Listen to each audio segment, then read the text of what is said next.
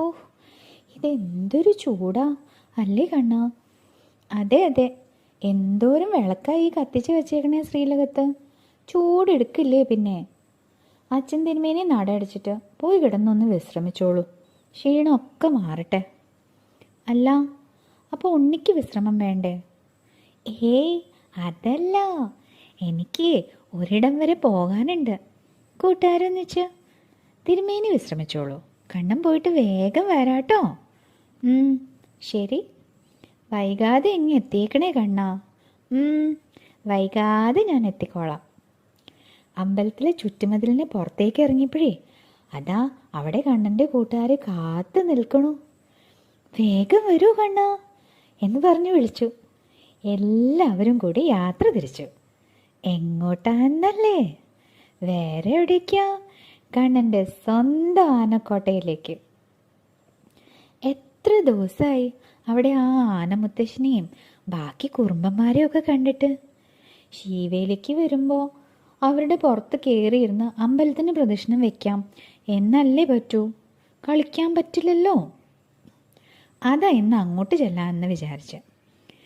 കണ്ണൻ ആനക്കോട്ടയിലേക്ക് കാലെടുത്ത് വെച്ചതും ആ സ്ഥലം മുഴുവൻ ഒരു കുളിർ കാറ്റേറ്റ പോലെ.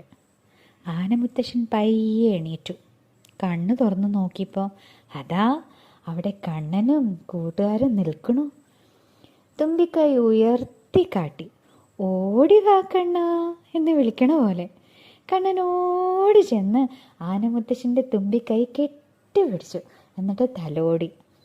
കുറുമ്പൻ ആനകളൊക്കെ മിടുക്കരായി വരി വരിയായി നടന്നെടുത്തു. കണ്ണനും കൂട്ടുകാരും ആ കാഴ്ച കണ്ട് രസിച്ചു.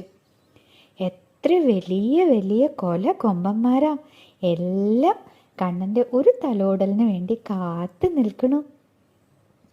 കണ്ണനും കൂട്ടുകാരും കുറേ പഴക്കൊലയും ശർക്കരയും ഒക്കെ ആയിട്ടാണ് ചെന്നേ. ആർക്കും കുറയാത്ത വിധത്തിൽ അതൊക്കെ പങ്കുവച്ചു.